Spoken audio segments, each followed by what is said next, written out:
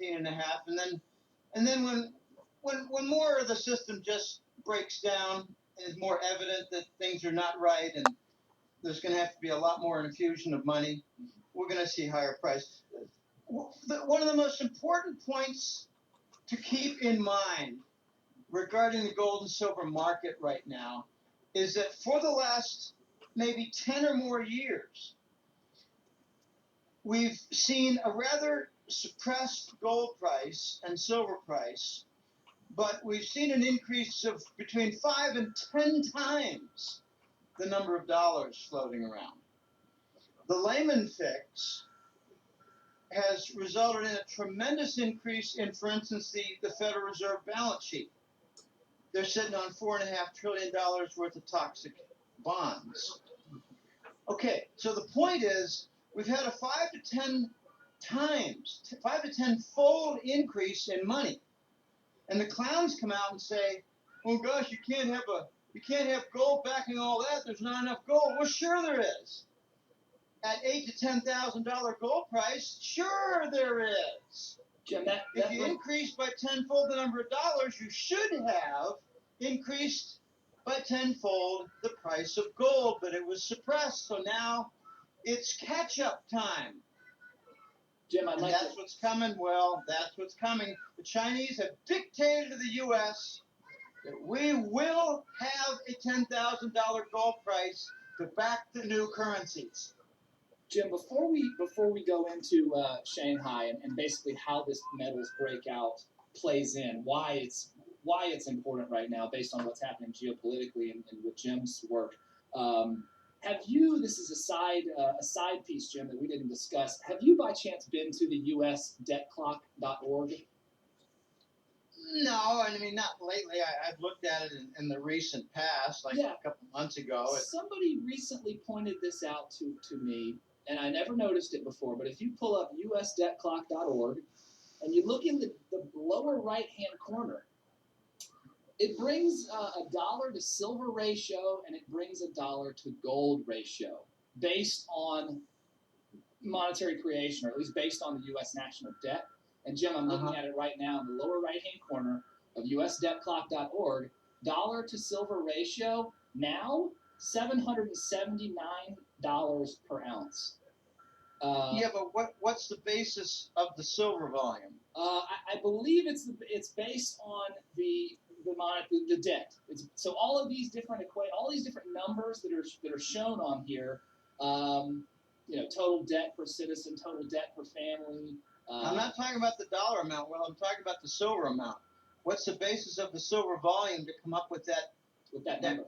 Yeah, I don't know. They've got a number on gold as well, $7,022 per ounce. Dollar to gold ratio. Well, it all sounds very nice and very optimistic, but until I see defined what the denominator is for the amount of silver, I kind of yawn. Yeah, no, I mean, good point. But the fact that this is up here is interesting, and the number. I mean, they fit perfectly with the numbers that you're mentioning, right? I mean, just based on monetary creation. Okay. Well, it's all very positive. What we need in order to get some equilibrium into the system is a breakdown of COMEX, and where they go dark, where they get sued out of existence, where their operators are prosecuted for financial fraud.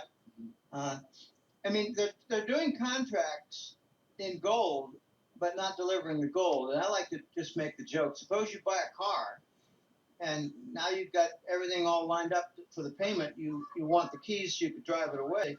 Oh, no, you can't have the keys, but you can buy another one. That's a great point. How absurd would that be? Or keys to the house. You can't occupy your house. Sorry. I know you bought it, or you've made a significant margin payment toward it, and you're prepared to pay the rest, but you cannot pick up the title or the keys to your house to live in it, but you can buy another. You can buy more, or they'll settle you in cash, right? Or they'll settle you in cash so that, thanks for your interest in this car or your interest in the house, but you can't have it. You can get your money back at the current value of the house. In other words, there's no gold market anymore in the United States. there's no silver market. And I love pointing out three factors in silver. It's called the live market. One is the live market. It's a super spot market where on an emergency basis, if you need to get your hands on $2 million worth of silver to satisfy a very large contract with multiple parties, and you don't care that you have to pay more because you need the silver. And you might pay a 20 or 40% premium on buying the silver. The live market has none anymore. No silver. That's one. The other one is that the more recent minted silver coins, like that are over 3 years old, they're getting an extra premium now. They're not priced the same as a 2016 or 15 minted silver coin. There's a premium, much like what you see in the collector's items, not as big as, say, a 80-year-old coin or a 120-year-old coin. So collector's premium on silver for nearby years has gone up. And the last one is that the recycle market is pretty much vanished for, say, silverware on a dining set. It's going straight to the refiners. There's no intermediate anymore. There's no discount for the intermediaries who would go to, say, the estate sales and lap it up and take their 10 or 15% profit. That whole industry is gone. We got some major changes coming, and it's exciting because I foresee sometime before this year is over that we could very likely see another move in silver like what we had 4 or 5 years ago. I think we're going to see a move real soon, like in the next month or two, over 20 bucks, capturing a lot of attention. And here's a new little twist to the silver market that's quite interesting. There's a lot of reports out there that J.P. Morgan is accumulating physical silver. And you can't really say, oh, gosh, it looks like they're becoming an honest broker. No, it looks like they're becoming Chinese brokers.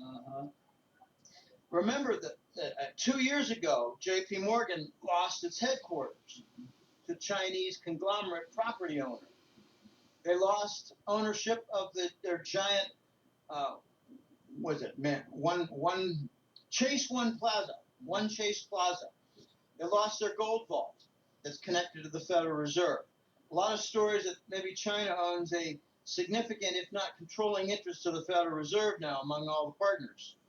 So China might have employed J.P. Morgan to replenish their silver stockpile, or at the same time, interwoven with that, China might be forcing the United States government to use J.P. Morgan as the agent to replenish the silver from the lease that the United States government reneged on. We renege on every lease and every treaty for the last freaking century. And this was specific to China, a silver lease with China? Yes. Wow. Well, that, Jim, in our community, I mean, those that have been aware of the silver, the physical silver mass that has been, amassed by J.P. Morgan here, Ted Butler's covered it pretty extensively. We've been pretty concerned. Hey, man, this is one of the most evil entities in the control of and the suppression of the metals prices. I remember our friend Blythe Masters over there. What's going on with this? And you think it may have to do with the Chinese, so it might even all be Chinese silver. It's not J.P. Morgan's, potentially. Well, remember the 1999 most favored nation status given to China. Okay, that was sort of greasing the wheels and the skids for the transition of Hong Kong. Okay. Well, in 1999, there was reportedly also a rather large gold and silver lease. They call it the Mao Zedong, the Mao era gold hoard. I believe there was also a silver element to that. And it was leased to the United States. It was dumped on the market. It bought them another 5 years. And now we've reneged on it. We can't give back the leased silver when we sold it. That's how we keep the things keep the market down, keep suppressing gold and silver down. We keep either leasing or stealing. We've stolen the Germans and the Dutch and the Austrian gold. That's what the repeating conflicts are all about. We stole the Ukrainian gold, 33 tons. That bought another month. We stole the Libyan gold. There are reports. I'm not saying it's true, but there are reports and forensic reports that the dead body is not Gaddafi. He has certain birthmarks, and I like to point out on the right side of my neck, I've got a big. It's not a wart. It's like a. We call it a beauty mark. But I got to be careful when I'm shaving on the right side of my neck at the base because it's a big thing. It's like a half an inch in diameter, and it raised off. Okay, I got that. I got a mark. Okay, yeah. But I've also got a scar on my left knee from a knee surgery. Okay, that's how you would identify it. Okay, there's a dead body. Is that Jim? Well, let's take a look. Do an X-ray of the left knee. Is there a titanium screw in there? This is how you identify a body. This is basic forensics 101. Apparently, it's not Gaddafi's body. So he's waiting in the weeds and the wings for the right moment to come forward and say, I want Libya's 144 tons of gold back. It's in the London banks, but he'll be told you can't have it back because we sold it into the market. But we got a new idea to start a war in Chad and steal their gold to give it back to you in Libya. Oh my God. Okay, this is how absurd the U.S. gold management has become. Unbelievable, Jim. We got a new war that we got. It's a great idea. You'll love it. In 7 years, you can have your gold back. If you think this is absurd, it's not, because it's exactly what we told Germany. And what about when Gaddafi says, well, yeah, but Chad is my trading partner.